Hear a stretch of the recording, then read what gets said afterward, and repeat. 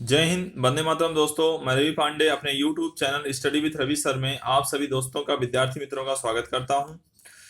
दोस्तों, जैसे कि स्टैटिक्स पार्ट 2 स्टैंडर्ड 12 के अकॉर्डिंग दोस्तों हम चैप्टर नंबर फर्स्ट प्रोबेबिलिटी में सेक्शन सी का दोस्तों हम रीडिंग कर रहे हैं, अभ्यास कर रहे हैं।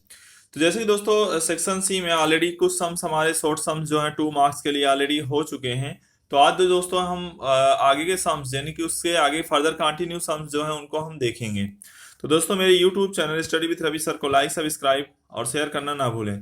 चलिए दोस्तों देखते हैं सेक्शन सी में क्वेश्चन नंबर 14 से दोस्तों हम स्टार्ट करते हैं आज जो है। जैसे ही दोस्तों question number 14 section C page number 60 Gujarat board statics part 2, घटनाएं ए और बी निरपेक्ष घटनाएं हैं तथा 3p of A is equal to 2p of B is equal to 0.12 हो तो पी ए इंटरसेक्शन बी का मान ज्ञात करना है दोस्तों। तो चलिए दोस्तों देखते हैं इसका सोल्यूशन क्या बनेगा। सो फ्रेंड्स, घटना ए और बी कैसी घटना है? निरपेक्ष घटना है, जहां पर 3p of A is equal to 2p of B is equal to 0.12 दिया हुआ है। तो p इंटरसेक्शन b बराबर क्वेश्चन मार्क, इसलिए दोस्तों 3p ऑफ ए बराबर 2p ऑफ b बराबर 0.12, इसलिए 3p ऑफ ए बराबर 0.12 हो जाएगा। तो p ऑफ ए बराबर 0.12 के बटे में कितना करेंगे 3, तो बराबर कितना हो जाएगा दोस्तों? आपका आंसर 0.04 हो जाएगा। उसी प्रकार से दोस्तों 2p ऑफ b बराबर 0.12 दिया हुआ है, इसलिए p ऑफ b बराबर 0.12 के बटे में यानी डिवाइड में 2 करेंगे, 2 से भाग देने पर दोस्तों आपका आ जाएगा 0.06। इसके बाद दोस्तों पी ए इंटरसेक्शन बी बराबर, तो पी ए इंटरसेक्शन बी बराबर पी ऑफ ए इंटू क्या हो जाएगा? P of B. तो पी इंटरसेक्शन बी बराबर पी ए गुणे पी बी। क्यों हो रहा है? क्योंकि यहाँ पर घटनाएं कैसी हैं दोस्तों? निरपेक्ष घटनाएं हैं, इसलिए पी ऑफ ए की वैल्यू यहाँ पर इनपुट कर देनी दोस्तों आपको 0.04 गुणे 0.06 बराबर कितना हो जाएगा? 0.0024। तो उम्मीद करता हूँ दोस्तों क्वेश्चन नंबर 14 आपको अच्छी तरह से समझ में आ गया होगा, किस तरह से इसका सोल्यूशन किया गया। यहाँ निरपेक्ष घटना होने से फॉर्मूले में परिवर्तन हुआ है, पी ए गुणे पी बी हो जाएगा। ओके फ्रेंड्स, इसके बाद देखते हैं क्वेश्चन नंबर 15 में क्या आस्क किया हुआ, उसको सॉल्व करते हैं। क्वेश्चन नंबर 15, दो घटनाएं ए और बी के लिए 5p of A is equal to 3p of B is equal to 2p A union B बराबर 3/2 हो तो p A dash union B dash का मान ज्ञात कीजिए। तो दोस्तों यहाँ पर क्वेश्चन में आपको 5p ऑफ ए बराबर 3p of B 2p union B बराबर 3/2 दिया हुआ है, तो ए डैश यूनियन बी डैश का दोस्तों हमें मान प्राप्त करना है। तो चलिए दोस्तों देखते हैं इसका सोल्यूशन क्या बनेगा। हाँ तो दोस्तों क्वेश्चन नंबर 15 में जो जानकारी प्रोवाइड की हुई है उसके अनुसार 5p ए बराबर 3pb बराबर 2p inter P A union B बराबर 3/2 है। तो 5p ए बराबर पहले तो 3/2 हो जाएगा, 3pb बराबर 3/2 हो जाएगा, 2p यूनियन बी बराबर भी दोस्तों 3/2 हो जाएगा। तो जहां पर 5p of A is equal to 3/2, इसलिए 5p of A is equal to 3/2, तो p of A is equal to 3/2 और ये जो 5 है ये डिवाइड में आपका चला जाएगा। तो 3/2 गुणे 1/5 करेंगे तो पी ऑफ ए की वैल्यू दोस्तों जो है वो कितनी हो जाएगी? 3/10 हो जाएगी। उसके बाद 3p of B is equal to 3/2 दिया हुआ है, इसलिए पी ऑफ बी बराबर 3/2 गुणे 1/3 हो जाएगा। जहां पर 3 3 कट जाएगा तो पी ऑफ बी की वैल्यू दोस्तों जो है आपकी कितनी आ जाएगी? 1/2 आ जाएगी। उसी प्रकार से अगले क्रम में 2p ए यूनियन बी बराबर 3/2 दिया हुआ है, इसलिए पी ए यूनियन बी बराबर 3/2 और ये 2 जो है गुणाकार में भागाकार में चला जाएगा, गुणे 1/2 हो जाएगा। तो 3 बटा कितना हो जाएगा? 4 हो जाएगा। तो उम्मीद करता हूं दोस्तों ये कैलकुलेशन आपको समझ में आ गई होगी कि पी ऑफ बी और पी ए यूनियन बी बराबर कैसे आया। अब इसके बाद दोस्तों पी ए इंटरसेक्शन बी के मान की आवश्यकता पड़ेगी, क्योंकि यहाँ पर आस्क किया हुआ है हमसे P A dash union B dash, जो कि फॉर्मूला इस प्रकार से होता है। तो पी ए, जैसे कि इसका फॉर्मूला पहले देख लेते हैं, फिर हम ए इंटरसेक्शन बी की कीमत देखेंगे।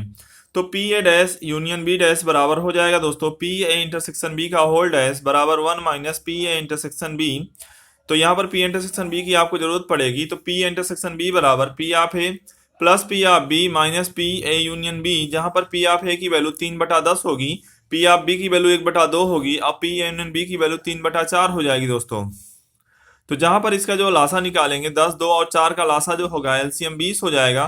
फिर 20 हो जाएगा तो 3 10 दूनी 20, तो 3 दूनी 6, 2 दामा 20, तो 1 गुणे 10 करने पर 10 आ जाएगा और 4 पंचे 20, तो 3 गुणे 5 करने पर 15 आ जाएगा। तो इस प्रकार से दोस्तों 10 प्लस 16 माइनस 15 बराबर कितना हो जाएगा? 1/20 हो जाएगा। तो दोस्तों एक इसका मान आ गया आपका, ए इंटरसेक्शन बी का मान आ गया। अब यहाँ पर जैसे कि फॉर्मूला जो इनपुट किया हुआ है, इस फॉर्मूले में आपको क्या करनी है दोस्तों, वैल्यू रख देनी है, मान रख देना है।